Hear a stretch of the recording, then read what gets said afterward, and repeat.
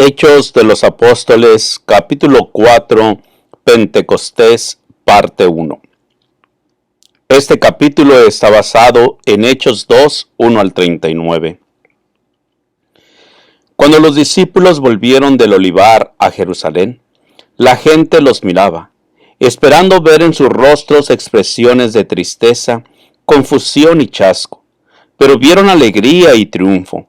Los discípulos no lloraban ahora esperanzas frustradas. Habían visto al Salvador resucitado, y las palabras de su promesa de despedida repercutían constantemente en sus oídos. En obediencia a la orden de Cristo, aguardaron en Jerusalén la promesa del Padre, el derramamiento del Espíritu. No aguardaron ociosos. El relato dice que estaban de continuo en el templo, alabando y bendiciendo a Dios. También se reunieron para presentar sus pedidos al Padre en el nombre de Jesús.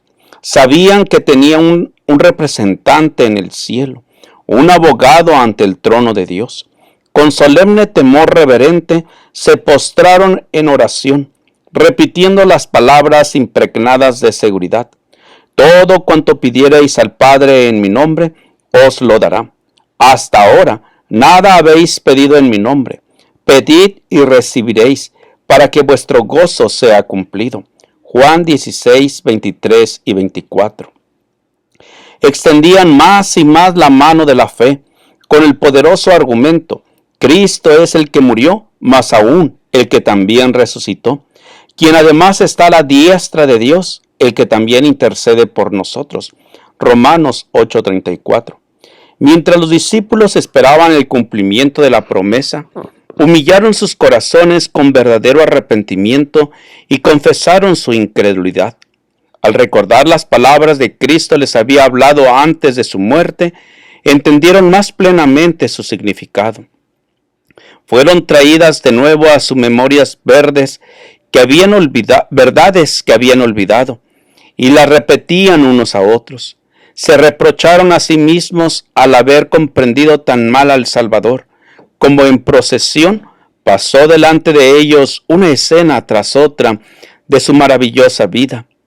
Cuando meditaban en su vida pura y santa, sentían que no habría trabajo demasiado duro, ni sacrificio demasiado grande, si tan solo pudiesen ellos atestiguar con su vida la belleza del carácter de Cristo. Oh, si tan solo pudieran vivir de nuevo los 3 años pasados, pensaban ellos, de cuán diferente modo procederían.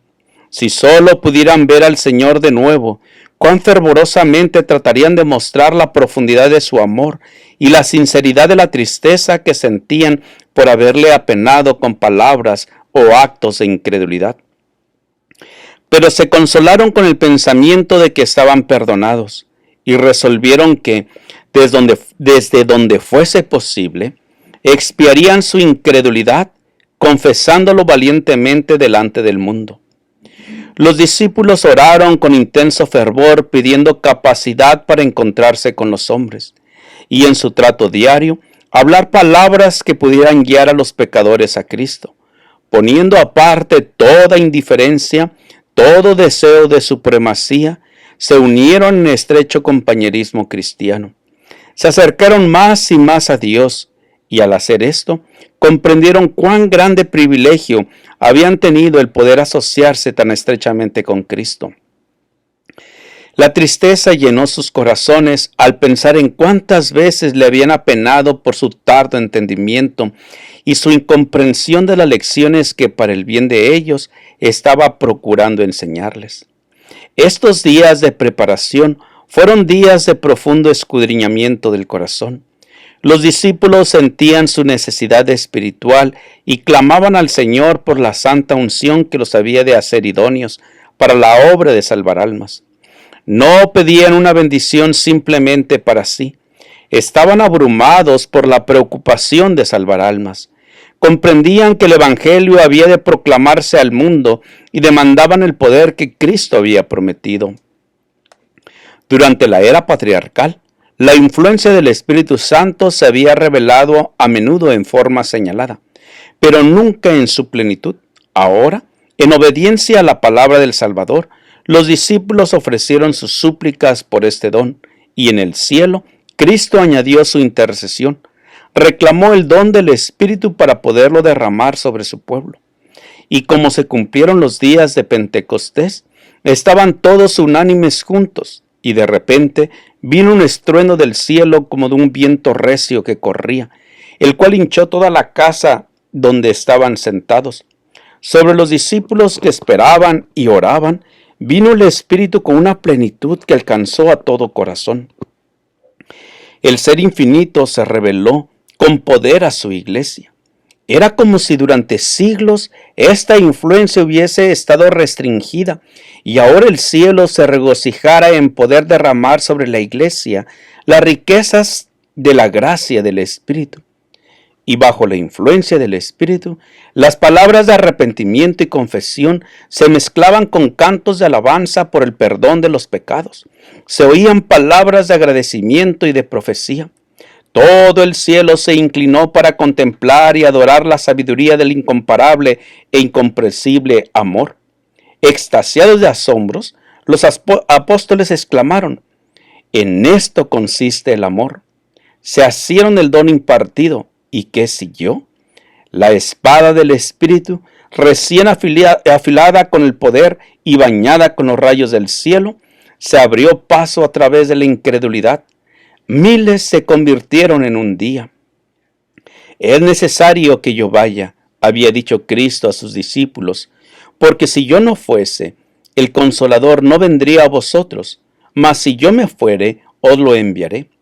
Pero cuando viniere aquel Espíritu de verdad, Él os guiará a toda verdad, porque no hablará de sí mismo, sino que hablará todo lo que oyere, y os hará saber las cosas que han de venir». Juan 16, 7 y 13. La ascensión de Cristo al cielo fue la señal de que sus seguidores iban a recibir la bendición prometida. Habían de esperarla antes de empezar a hacer su obra. Cuando Cristo entró por los portales celestiales, fue entronizado en medio de la adoración de los ángeles. Tan pronto como esa ceremonia hubo terminado, el Espíritu Santo descendió sobre los discípulos en abundantes raudales, y Cristo fue de veras glorificado con la misma gloria que había tenido con el Padre desde toda la eternidad. El derramamiento pentecostal era la comunicación del cielo de que el Redentor había iniciado su ministerio celestial.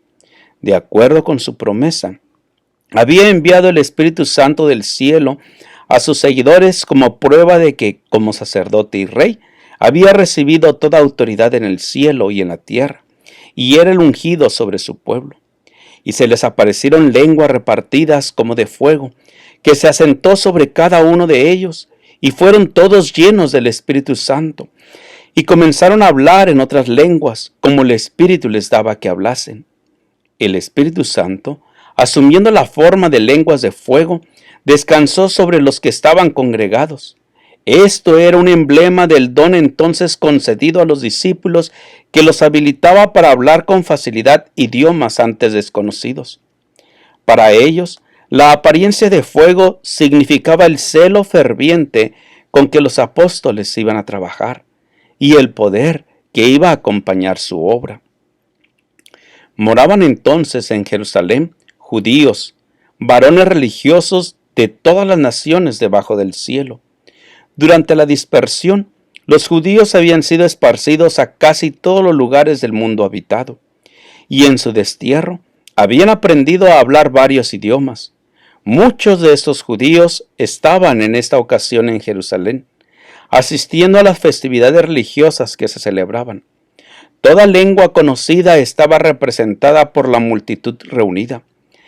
Esta diversidad de idiomas hubiera representado un gran obstáculo para la proclamación del Evangelio.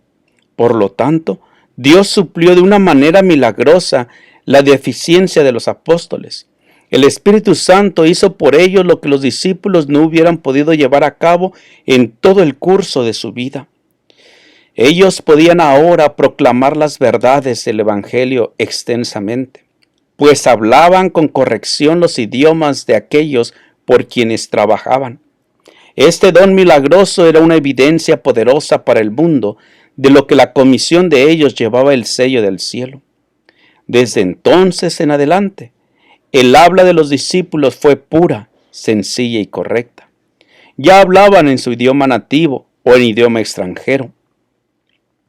Y hecho este estruendo, juntóse la multitud y estaban confusos porque cada uno les oía hablar su propia lengua. Y estaban atónitos y maravillados diciendo: He aquí, ¿no son galileos todos estos que hablan? ¿Cómo pues les oímos nosotros hablar cada uno en nuestra lengua en que somos nacidos? Los sacerdotes y gobernantes se enfurecieron grandemente al ver esta manifestación maravillosa, pero no se atrevían a ceder a su malicia, por temor a exponerse a la violencia del pueblo. Habían dado muerte al Nazareno, pero allí estaban sus siervos, hombres indoctos de Galilea, contando en todos los idiomas entonces hablados la historia de su vida y ministerio. Los sacerdotes, resueltos a explicar de alguna manera natural el poder milagroso de los discípulos, declararon que estaban borrachos por haber bebido demasiado vino nuevo preparado para la fiesta. Algunos de los más ignorantes del pueblo presente aceptaron como cierta esta sugestión, pero los más inteligentes sabían que era falsa. Los que entendían las diferentes lenguas daban testimonio de la corrección con que estas lenguas eran usadas por los discípulos. Gracias por escuchar este audio. Te invito a compartirlo para que sea una bendición para otras personas. Te invito también a que te unas a mi canal de YouTube, Juan Manuel Flores Espinosa. Jehová te bendiga y te guarde. Jehová haga resplandecer su rostro sobre ti y tenga de ti misericordia. Te invito a escuchar el siguiente capítulo.